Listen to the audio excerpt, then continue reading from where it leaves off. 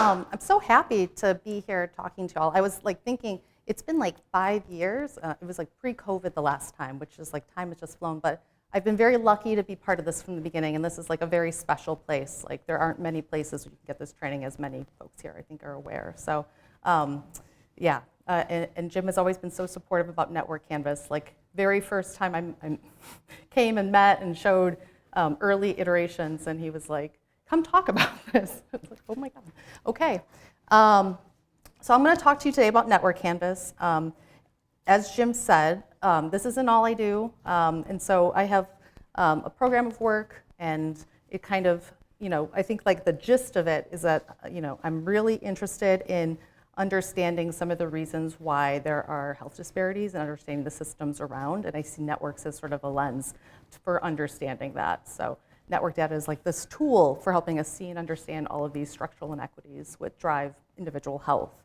But then in order to do this work, we need to have good ways of like collecting that data. So I sort of see that there's been like 3 sort of lines of what I try to do, and what I'll be talking about today is one of them. So really trying to develop tools for developing methods and tools for capturing and integrating the analysis of rich social structural data. So another thing I want to say off the bat is that Network Canvas is not me. Network Canvas is a team of folks who we've been working together for many years. I want to say almost 10 now. Yeah, it's been a fantastic collaboration. And I think the reason that it works is because we come from very different perspectives and bring sort of unique strengths in to this work. So I'm lead PI. I can navigate NIH funding worlds and try to understand how to get things funded and how it kind of fits big picture. But then I have collaborators. So Patrick Janulis, he's a community psychologist with me at Northwestern. Gregory Phillips, who's an epidemiologist with me at Northwestern. Bernie Hogan, who has been in the social network community forever, sociologist at the Oxford Internet Institute, and Joshua Melville, who was originally Bernie's student, who's the lead developer of Network Canvas.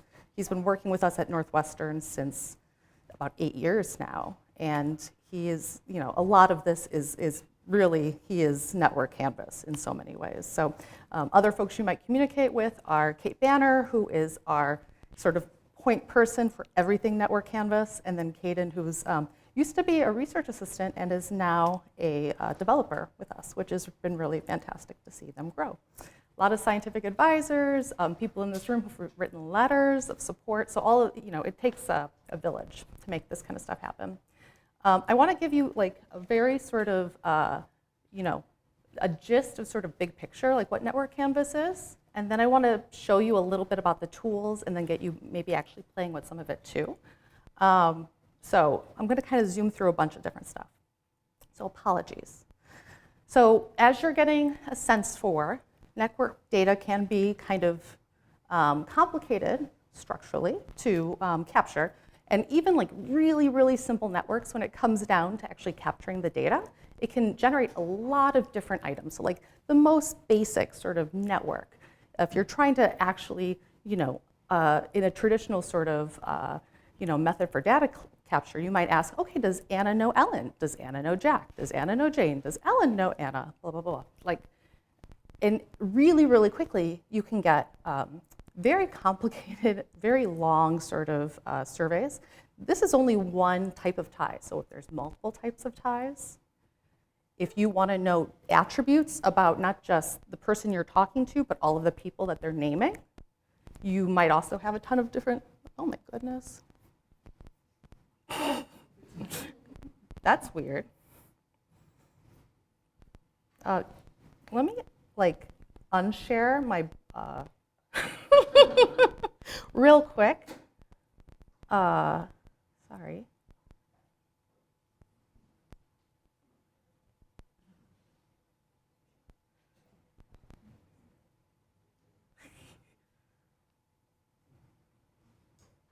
Okay.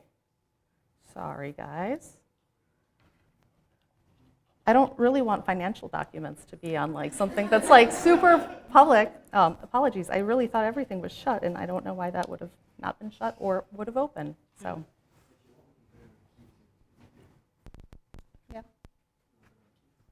I think it's okay. Now, I mean, as long as it comes back.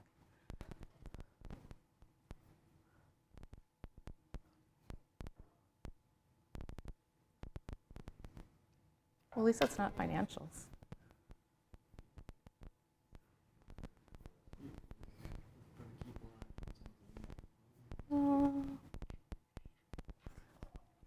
Okay, let's try it one more time. Just because I have also, like, I'm going to be sharing the software too, so I want to, it's hard to go from the PowerPoint to, like, going to the software, but okay. Is that okay? Okay. Jeez. Okay, I have no idea where I was. My mind has completely gone blank. So I was trying to talk about how really quickly the data collection gets like very intense. And also, you know, thinking about if you have different attributes that you're asking about each of these individuals, you know, demographics, age, sexual orientation, and then also like about the relational ties, so different types of ties, potentially maybe like a lot of the work that I do looks at sex or drug use. You might ask questions like, when's the first time you had sex? When's the last time you had sex? And really quickly, it gets very, very complicated. So just to give you a sense of like, this is the reason why it's always been kind of a pain. And then also, that's not even to mention, the alter-alter ties are especially like, you know, important, but also like time-consuming to get.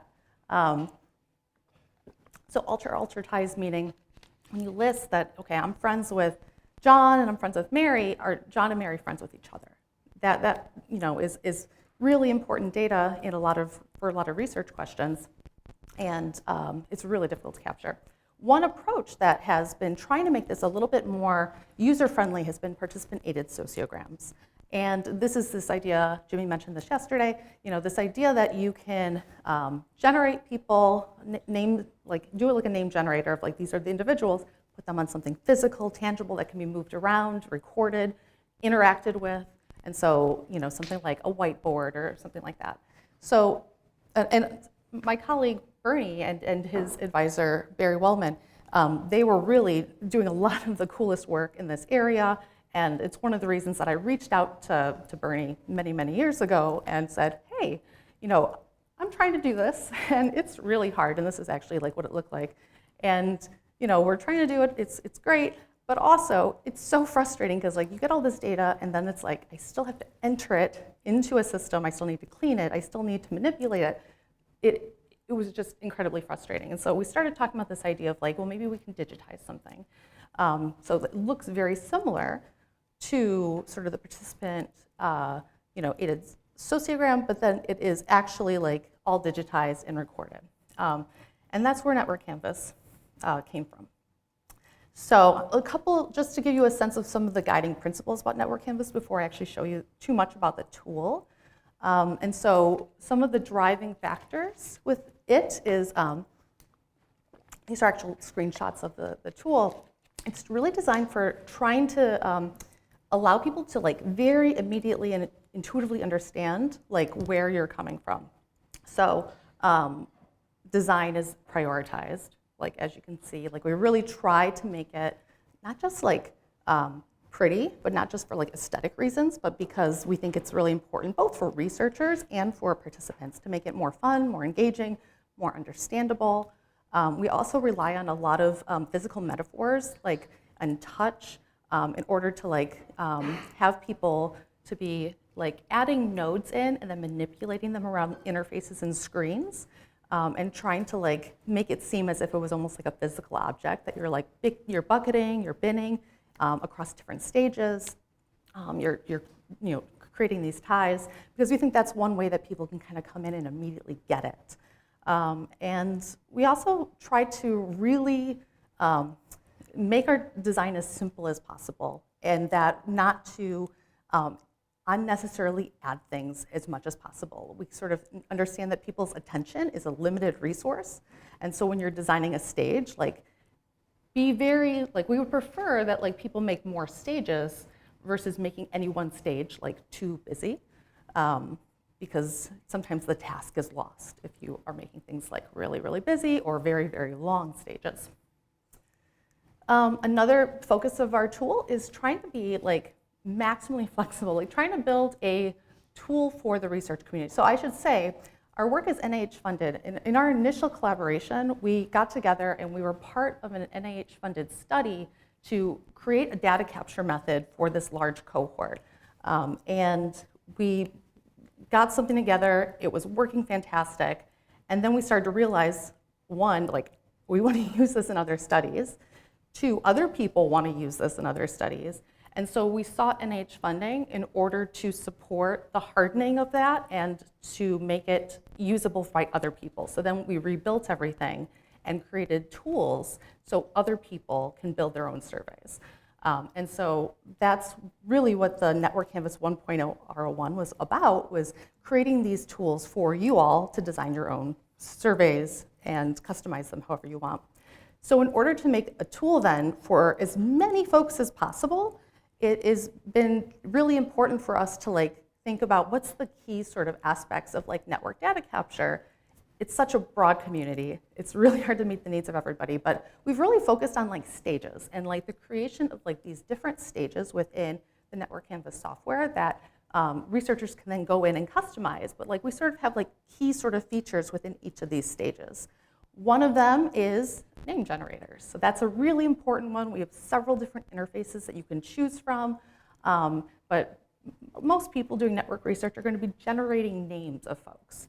And then the sort of next bucket or category of different interfaces would be something like a per alter form, or something where you're like eliciting information about all of those people. So that might be the attribute data, like demographics. That might be something a little bit more about like your or the ego's relationship with those people, like contact frequency. And then we have things like the sociogram, and that's when you're getting the alter-alter ties, when you're getting sort of all these different relationships. So just to give you a sense, so interfaces in stages is something that we focus on quite a bit. Another thing with the original software is that it was designed to be in person and interviewer assisted. Totally knowing that's a limitation for a lot of folks, but with the resources that we had at that time, that was like the right decision, and also for data privacy reasons too, so you're not like transmitting like really important things. A lot of my work is in HIV.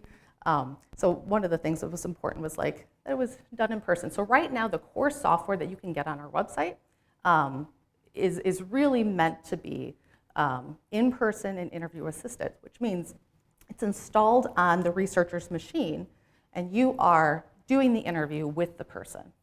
Okay, so this isn't something, we have found that like people are pretty good at understanding this, and they can fill it out pretty independently, pretty quickly. But you're still reliant on like having it on a machine. You're not necessarily going to be doing a URL, but I am going to talk about next steps in the future, and that's where we are going. And designed to be open source. So if you're interested, you can visit our GitHub.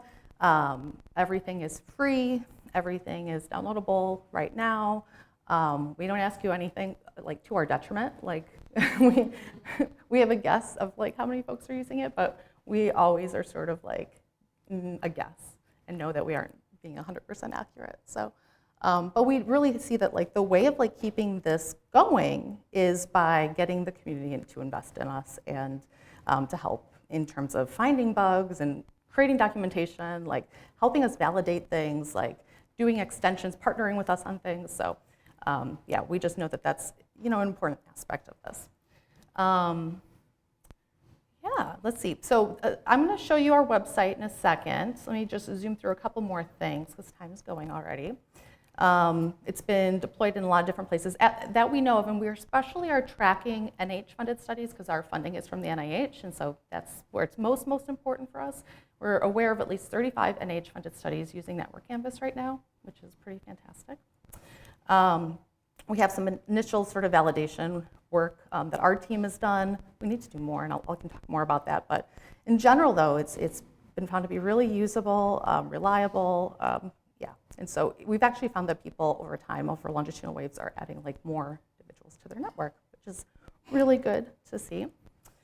So the software is actually made up of 3 different apps But there's one of these apps that we kind of de-emphasize now. So originally, you would build, the first app is called Architect, and the next one is Server, and the last one is Interviewer. They kind of appear across the screen. And so Architect is where a researcher would build the protocol, okay? That's where they design it, and then they have a protocol file, Network Canvas protocol file, an interview that they've like built. And then you can utilize that protocol file to then start giving your interviews. Originally, we conceptualized this as Server is going to like be used to sort of deploy to like all people's devices. So say you have 10 different interviewers with 10 different devices, and you want that interview protocol to all go there, and then all the data to come back to Server. We have found that's not a great model because, well, a lot of different reasons, but especially like a lot of folks don't need Server. You can get the data just from Interviewer and then save it to your cloud, and you don't really necessarily need like whatever Server provides you. You might not have multiple interviewers or multiple devices, and also you might want to have multiple people with access to the data, whereas Server sort of like has the model of like one person having it. So what we've kind of done is just de-emphasize like the yellow sort of Server. So I'm not going to touch on that today, and we're really just emphasizing Architect and Interviewer. I'm going to switch around just a little bit. So let me show you first. I'm going to show you Interviewer. Oh, let's see.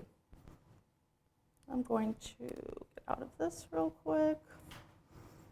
Okay, so this is Interviewer. Let me just make it a little bit bigger. Well, actually, even before I do that, let me do this real fast. You should go to our website. So just networkcanvas.com. And that's where everything Network Canvas lives. And you can just download our stuff right there, okay? So again, Interviewer and Architect are the ones that we're really emphasizing, whereas Architect is where you're building the protocol, Interviewer is where you're giving it, okay? That's what the research subject sees and like touches and everything. I also want to emphasize on our website that we have a ton of information on here. We have a community site where if you have questions, if you need anything, this is where you can communicate with our team. If you email me directly, I might ask you to post on here just because a lot of times the things people email me about would be really helpful for a lot of people to know about. So FYI. And then also, we have a lot of documentation. So I'll touch on some things, but there's a lot of things to learn. What I'm talking about today mainly is the desktop suite, which is over here. I'm going to mention afterwards Fresco, which is our latest project, which is very, very exciting. But all the Network Canvas 1.0 stuff is all located under the desktop suite. And yeah, I think that's probably the most useful. Okay, so let's go over to Interviewer. So when you open up Interviewer, you're going to see a couple of things. One, you're going to have a direct link to our community website, which I just showed you. You can also have a direct link to our documentation website. You can also install a sample protocol, which I encourage you all to do and to play with, and we'll go through it a little bit today. I already have it installed. And then the next sort of set of things that you can do here is you can start a new interview, and so you can, what it shows here is like any protocol you have installed. So you can kind of see I already have the sample protocol. I can just click on that and start the sample protocol and walk you guys through it. I can go to old data. Last interview was right there. I can also manage data here, export things. These are things that are not exported yet. I can import new protocols. You can have multiple protocols. You can do it from URL or from file. And this is from Server, but we're not going to focus on that too much because not necessary at this point. So let's go ahead and, so the sample protocol is really meant to demo all of the features of Network Canvas. And it's really long and it's comprehensive. It has a lot of informational interfaces, which you might not necessarily have in a study that you're doing, but this will give you a sense of like the capabilities of Network Canvas. So I do encourage you to go through it. So the first screens you're seeing are just like welcomes and like giving you an explanation of what this is all about. This is demoing something called the Eagle form. So Eagle form is like the interface that we've built that's like most like a typical SurveyMonkey or RedCap sort of survey. So, you know, this is meant for, you know, the ego to answer questions about themselves. So, what is your first name, last name, etc., date of birth, blah, blah, blah. I'm just going to enter some quick stuff real quick to give you a sense. To give you a sense of the different control inputs that we have on the ego form. So we have like a wide different variety. And then this is when it gets to like the cooler stuff, I think, the network stuff. So the first name generator we have here is, within the past 6 months, who of you felt close to or discussed important matters with? So this is an example of the quick add name generator, which is my favorite, and it's so easy. So you just click, and then let's say I'm just going to do numbers instead, and add some people in, okay? So who are the people that you felt close to in the past 6 months? Now let's say I'm going to do another name generator. We also have a name generator with a side panel. So maybe you want to ask multiple name generators. You're slowly building up your network. But maybe some of the people that have already been named are actually, you also want to ask them about them. So, okay, within the past 6 months, who have you discussed social networks with? Well, number 2, I definitely did. Number 5, I definitely talked to you about social networks. And then number 6. And let's say number 7, I also talked to you about social networks, okay? And then there's also other different, this is another type of name generator. This is called a name generator with a form. You'll see the difference here. It's a little bit slower, but you get richer information at the time of name entry. So this is really interesting. But one thing you might notice is that we're not asking about people here. We're asking about something completely different. We're adding a clinic or a healthcare provider. So Network Canvas allows you to have questions about multiple node types in the same interview. So you can do people, you can do places, you can do whatever. And I encourage people to like think creatively of like what else can be a network type of question. So for here, add a clinic or a healthcare provider that you've gone to. Okay, so here's a clinic by us, okay. Go ahead. Now here's another form of a name generator, but this is using roster data. So this is a really incredibly long roster. Let's say that I'm going to, look, I can search. Let's add a couple of folks in. Again, this is another type of node. So I think there's 4 different node types in the sample protocol. Okay, loading roster data. Which universities have you visited or studied at? This is our last type of node in this protocol. We have like a gigantic university list. Where are folks from? Let's put Duke in, I guess. What else? Yay. That's where I went to undergrad. If I can spell. Where else? What is it? Kansas State? NC State. Sorry, I can't hear. Just so you guys can get a sense, though, of like, you have a pretty big roster in there, and like, it's pretty responsive.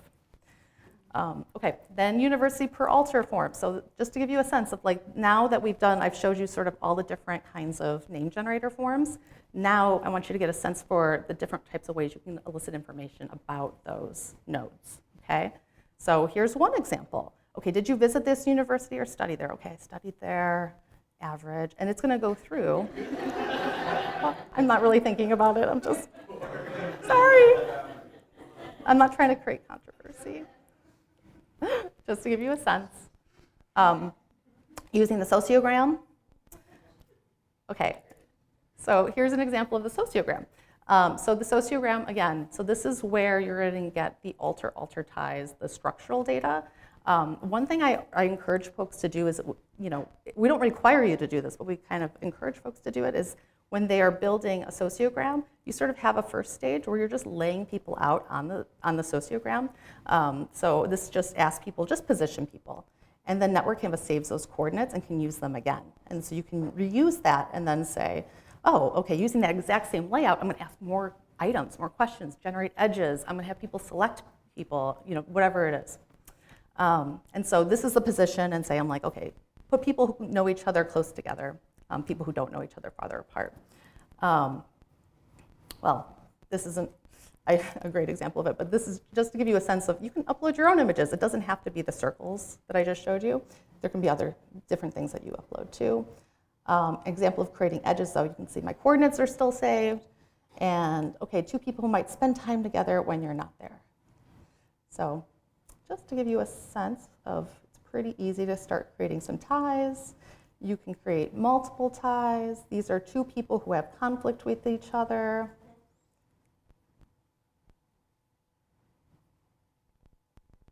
Diet census is another really cool thing too. So to the best of your knowledge, do these two people spend time together outside or of class? So Joe and Theodore, yes, let's say. No. And this is something that we've built actually, like working with Brea and like starting to understand that there's other needs out there. Like this was a collaboration between like us and Brea's team. Super grateful for like being able to add this in, and we've heard from several folks it's super useful.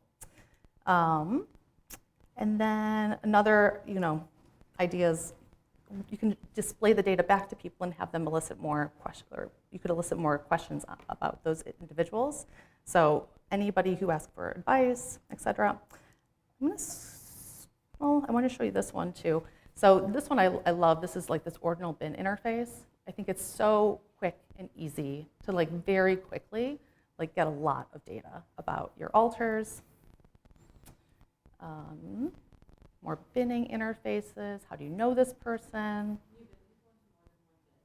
You cannot, but we would probably recommend that you would do like a checkbox, and you can do multiple selections on that checkbox.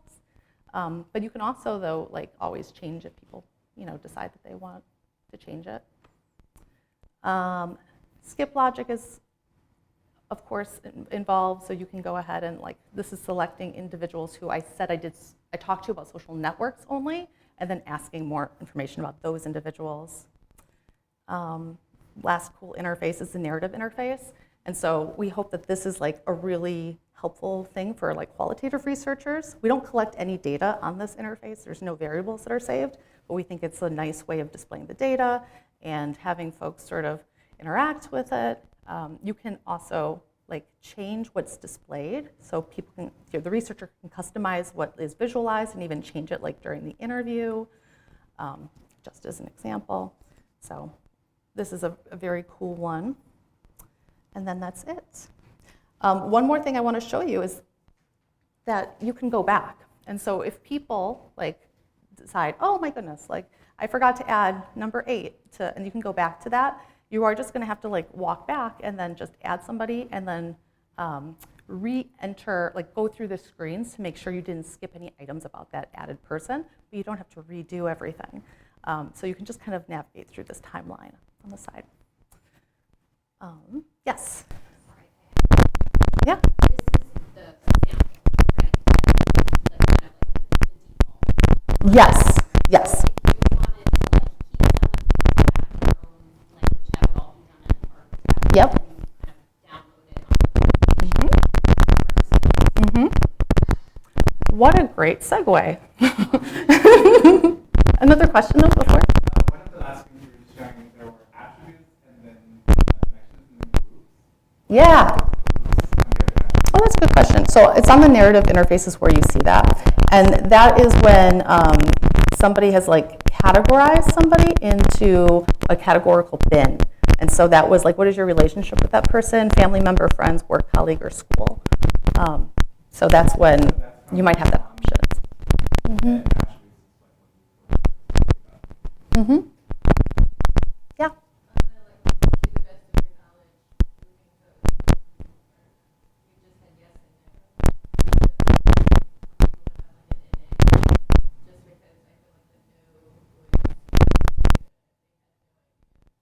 Yes. So I think you have to be cautious in how you're phrasing things, and that you might want to ask multiple name generators, one that's eliciting, like, do you even know this person? And then if you know this person, what is your relationship like with this person? So I'm all about like being very like adding a bunch, because actually the data collection, when you're using this, is pretty quick for a lot of folks. They can navigate a lot of items quickly. I would rather have like a lot of those kind of items that are like trying to be very specific and like no versus the strength of relationship versus support, and asking them separately and making sure everybody gets asked those questions. So on the back end, my data is much stronger, I think, than otherwise, just assuming that if they answer this item, it means this. Yes.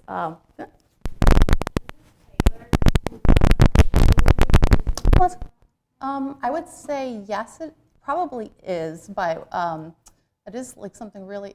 So in our future work, we are really interested in language localization, and that's like part of the plan. Right now, you would have to. I mean, it supports other languages, but the researcher just has to reprogram an entire survey, in that language. So people are doing, things outside of English, but also, it's not super easy to switch between languages in the same sort of way.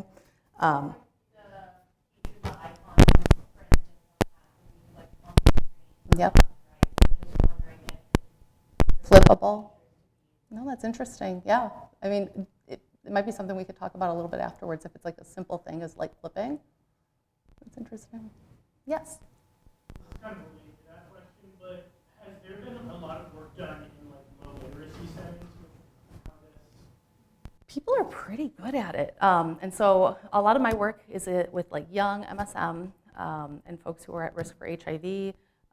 There's been a lot of work with drug users. There's been work with teenagers. There's been work with older adults. So in all of those settings, like people seem to really like it. I mean, I think that technical capacity is always a concern, but I think especially with like this version of it being interviewer assisted, I think that it makes it a lot easier to sort of navigate some of that technological sort of barriers. But in general, I think that people really like it. And in fact, like in a very long sort of survey of like a very typical sort of measure, like a red cap measure versus this, they look forward to this. Like this is like the fun part and they want to talk about it, and like versus the other stuff is kind of draining. So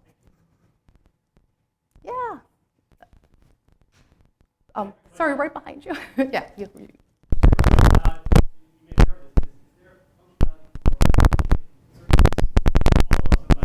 Not yet, but that is the plan, yes. So not yet, unfortunately. People do it, but a lot of times what people are doing right now is the RA will enter the pertinent data into the interview before the participant comes in for the survey. And so the sort of roster is already generated and ready to go. So, but not feasible for all studies and all researchers.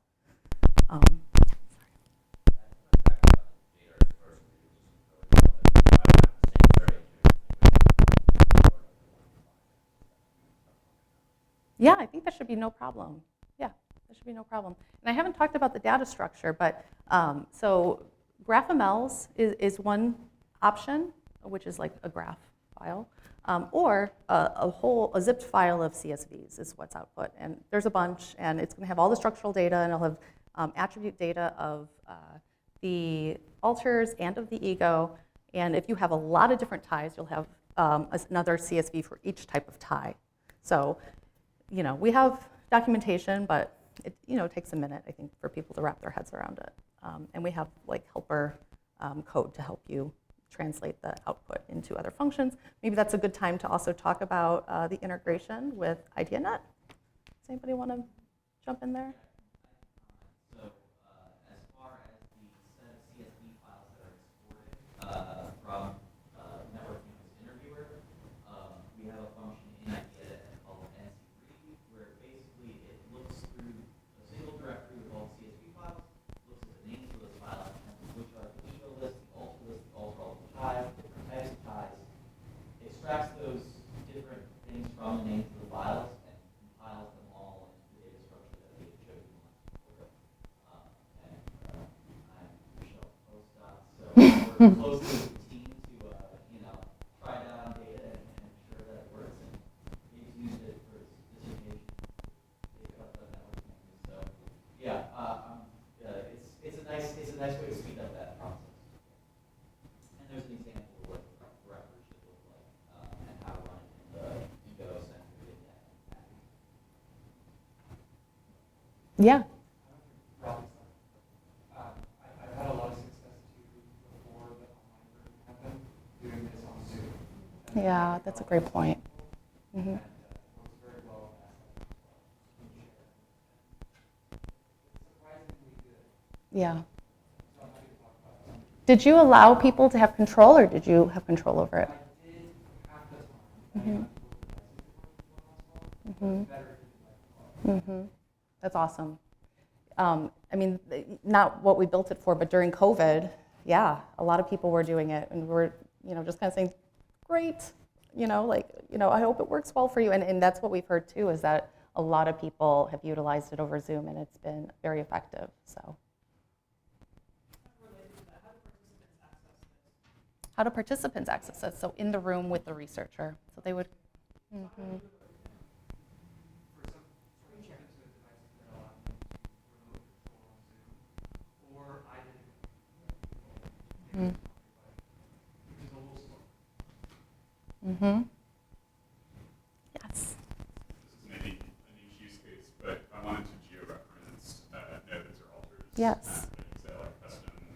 Yes. My option be that custom image. You could, yes, I would do that. I would be cautious and just think about your screen size and how the XY coordinates are captured to make sure that they make sense in the test it, extensively. But yeah, absolutely, and we have done similar things in the past, and it's worked well. So, yes, especially when you have a lot of control over the device that is being used, I think that works well. Okay, let me show you Architect real fast. So Architect looks similar, but this is where you build it. So again, community website, documentation website, download the sample protocol. You can download it here. So just go ahead and do that. I threw together a really quick protocol, but let me open the sample protocol. Let's see if there's anything else. Yeah. So these are the protocols I've already loaded. You can also create one from scratch. This is what a protocol looks like when you're building it.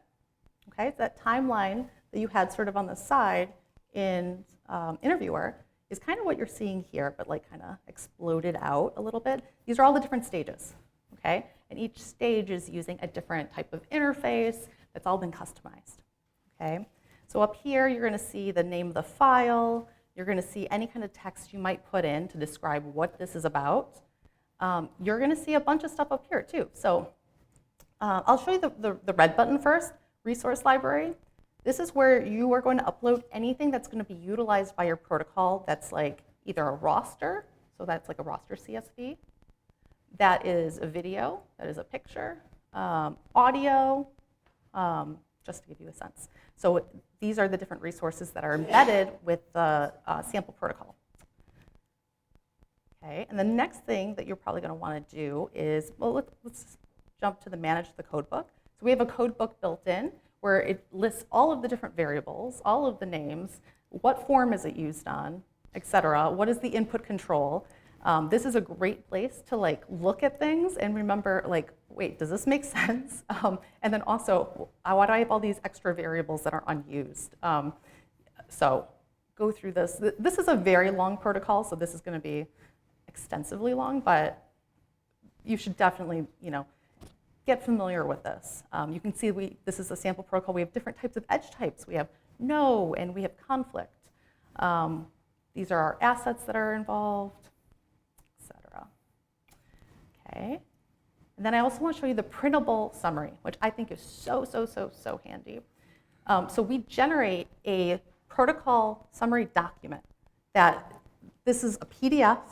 This is shareable externally. You can use this with your interviewers in training. You can add, different things in there that are use this script when, talking about this, for example, or when going back and forth with collaborators, this can be a good thing to modify, for example.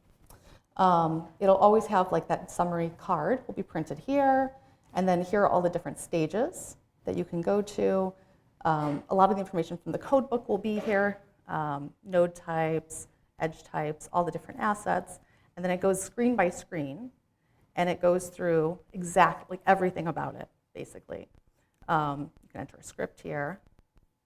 I'm going to go to a stage that actually creates variables, and you can see the different variables that are created, the prompts. So just to keep yourself organized, you can then click on any of this and jump to the end where you actually have all the ego variables. So something to keep everybody sort of organized because this stuff gets complicated very, very quickly. And you can save it as a PDF. Okay, and then, so this is a sample protocol. This is like super, super complicated, but you can kind of get a sense. Okay, I'm just gonna jump into a couple of these stages. This is what an informational interface looks like. You have a stage name, a page heading, so at the top it says, welcome to the sample protocol. This is the text, and so you can just enter a picture, you can enter different things, you can move it around. If you wanted skip logic for some reason, you could enter it. You can preview everything from here. So this is a really important feature, so you don't have to like go back into the interviewer app and like upload something. So you can preview it here. Nothing is saved, but you can actually enter data and try things out, which is really, really helpful. You can go all throughout your entire protocol entering data. As soon as you close the preview, it's gone, but hopefully that's good enough. I'm gonna jump into, let's see. Yes. Nope. It's offline. Yeah, offline workflow. So for some folks, that's super important. So let me just go really quickly and let me just build a new stage. Okay, I'm going to add a new stage. So what kind of stage do you guys want to build? Like a quick like name generator. Okay, it's like the easiest. Okay, so I'm going to do another name generator. What kind of name generator do you guys want to do? What is it? Clinic. Okay. Okay, let's say that I'm going to do a clinic. I already have a clinic, so let's do venue. I don't know if that's much different, but so let's say venue. I'm going to create a new node type because I have a new type of node that I'm going to be getting data on. So let's say venue. I don't know what color I haven't used yet, but pink, let's say. Let's say that this is a place. Oh, the icon at the bottom, we only have two for some reason, sorry. But it's a person or like a little pin, like a place. And let's say I'm going to do venue, name gen, just because this will help me find it later when I'm looking for it in the timeline. Cool. And then use the section to define the fields to collect when this form is shown. Add a person. So let's say,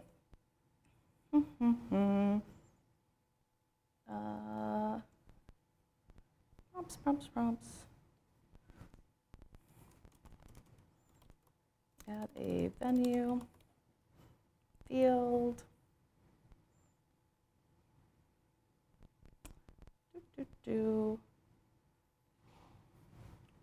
Sorry, I'm getting confused because I thought I did. I'm gonna do it one more time. Oh, that's why. Okay. I thought I did the quick add. Venue, name gen, and then venue. Let's do green actually. The pin. Cool. Quick add variable. It's probably best if you use name here. This is what we say like in the directions. That's what it's automatically always going to look for is like a name variable here. So whenever you're doing like a name generator, making this variable name is just going to make it work automatically. Say your prompt here is, what are your favorite places for hanging out with your friends? And you can set a minimum maximum number. I'm just gonna say that's it. And now let's try it. I'm gonna preview it. What are your favorite places for hanging out with your friends?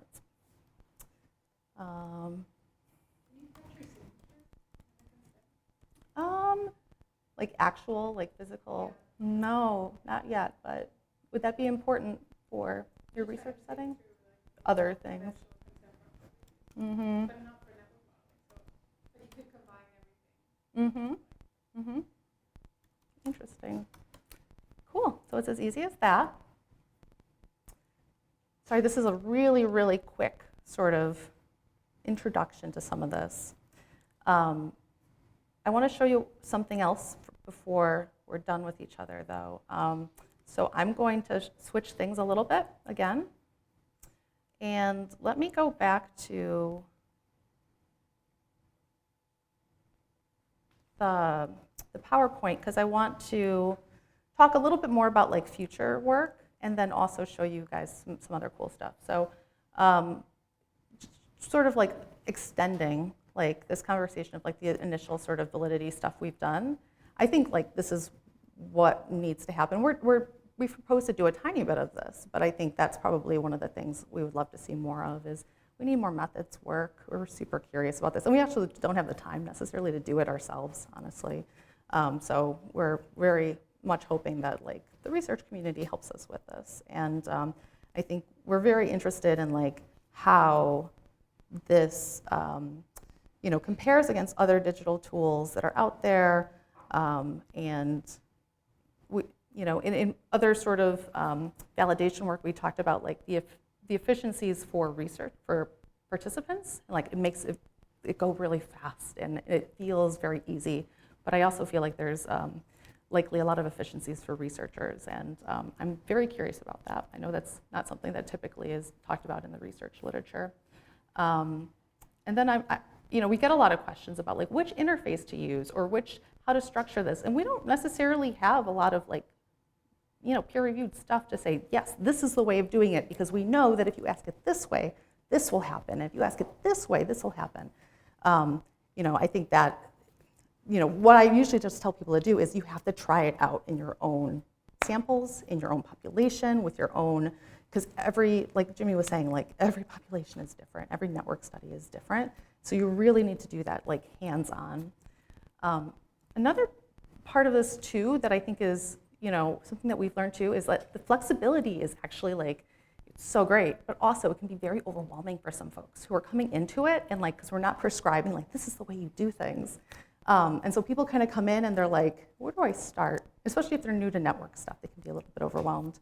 And another thing is researchers aren't necessarily always used to thinking about that they have an option in terms of how they present their questions. They're very much focused on like getting the wording right to make sure they're capturing the construct they're interested in. Wording, but not the look, the feel, the flow, the way that the way the question is asked and like the way it's presented on the screen. And I think those things are super important actually. And it can really drive like decision making. Like I can ask people about their network in like a very much a typical sort of like a red cap type survey, or I can do it very differently within Network Canvas where people are like drawing pictures and I think that makes likely a difference in like the resulting data that you get out.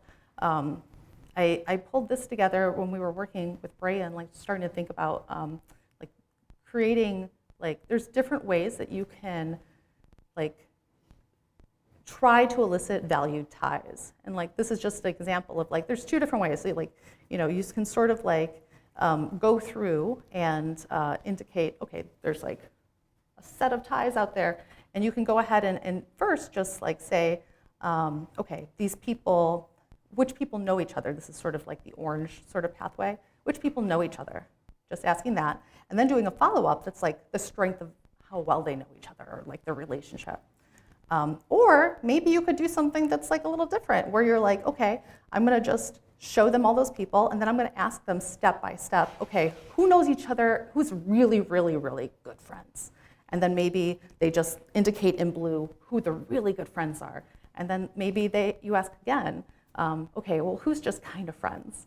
And then in green, individuals indicate that. And then you have another item that's like, well, just who knows each other? And then you have another. So you can get at this very similar data, but very different pathways for getting there. The data is also going to look very different on the back end too. So there's a lot of flexibility, but I think it can be a little overwhelming. So everything I've talked about today has really been about like the first 5-year R01, which ended a year ago, I think, a year ago. And we are very lucky that we got another 5 years of funding. And, woo.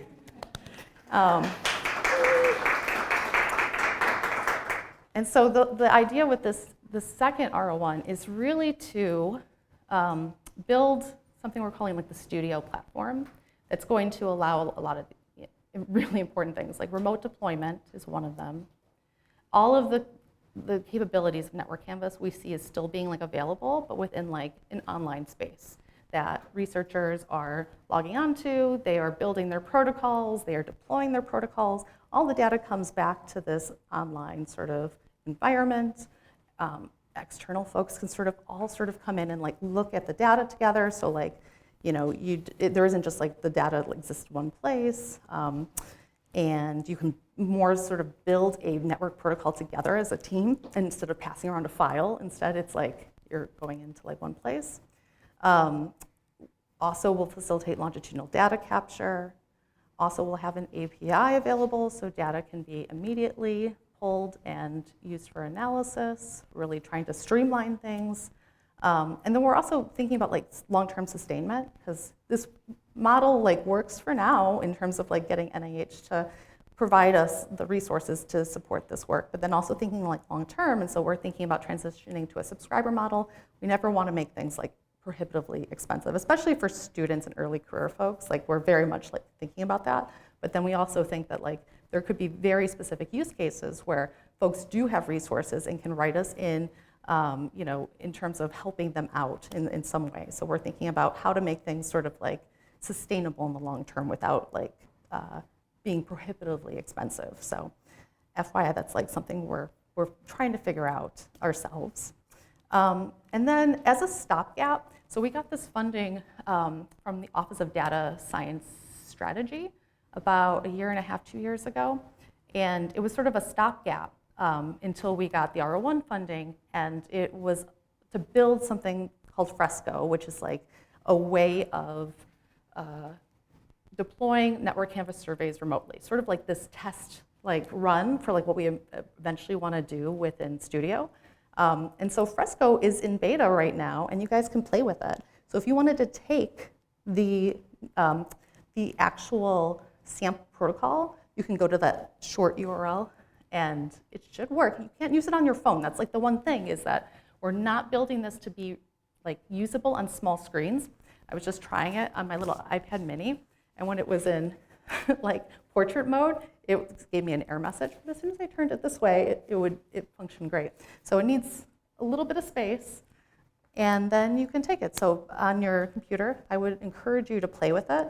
And all of that data goes into what is called our sandbox right now. And so I'm just going to show you real quick. I'm not going to show you because I'll just turn some things off. But the cool thing with Sandbox is that, like, if you want to remotely deploy, like play with this a little bit, you can go ahead and build a protocol, upload it to the Sandbox that we have set up on our site. Just navigate over to Fresco and you'll see it. And you can try to deploy a protocol. The Sandbox is just a way of like having folks jump into playing with Fresco without having to like actually set everything up on their own machines and like have a private deployment. One thing to note, don't upload anything sensitive because everybody has access to it. So just be careful. What else can I say? And other things, how to get involved, downloader stuff, user stuff, join our online user community, which I mentioned, look at our Git. Let us know if you're using it, especially if you're grant funded, especially if you're NIH grant funded. You should definitely reach out to us and let us know. Or even if you're just trying to be, that's important for us to know too. Come see us at Sunbelt. We have a workshop where we are going much more in depth on things. And then also at Sunbelt, we have, I think, 2 sessions where we're talking about more methods for data capture. And so I think that's going to be really fun. I was really impressed at everything that was submitted for that. And then finally, beta test Fresco and let us know how it works for you. Gabe has already been one of our beta testers and has been super helpful in figuring things out already. So the one thing I would say, while it's in beta test, please don't use it for research. It's not meant for that. Like, there's no warranties. Like, it will likely break. So please be very, very careful. Yes, but awesome, yeah.